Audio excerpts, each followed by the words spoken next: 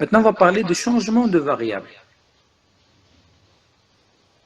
Le changement de variable, il ne va pas se faire dans n'importe quel sens. Il va se faire du sens de la variable quantitative à la qualitative et non l'inverse. Exemple, quand on mesure la température des individus, on peut le faire de manière quantitative, c'est-à-dire on va chiffrer. On va dire 37 degrés, en fonction de la sensibilité bien sûr de l'outil de mesure, 37,3, 39,4, etc., 40, 30, 36, etc.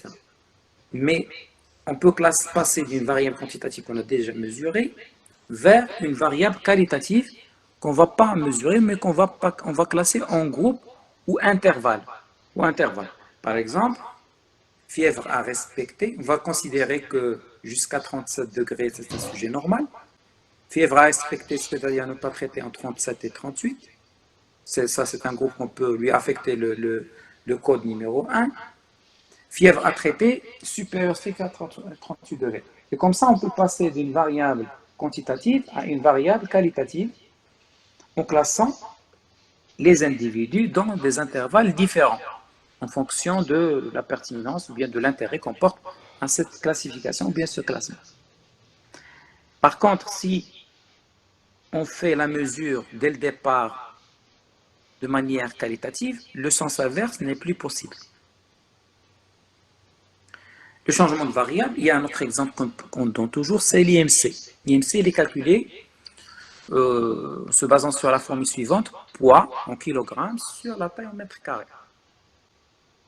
C'est une variable qui est quantitative, qu'on peut mesurer de manière très précise chez n'importe quel individu. Mais on peut le faire également de manière qualitative en les classant par intervalle. On va dire que tous les IMC inférieurs stricts à 19 seront considérés comme sujets mais auxquels on va affecter ou bien octroyer le code numéro 1. Tout IMC entre 19 et 24, c'est un sujet normal qu'on va codifier selon le code, par exemple, numéro 2. Entre 24 et 27, obésité modérée, entre 27 et 30, avérée, et au-delà de 30, sévère. Donc on peut classer les sujets dès le départ, soit de manière quantitative, soit de manière qualitative.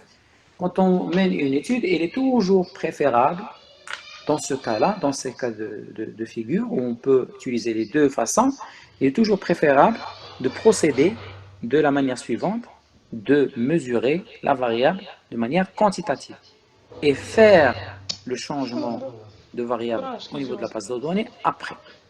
Parce que si on veut faire marche arrière, ce n'est plus possible.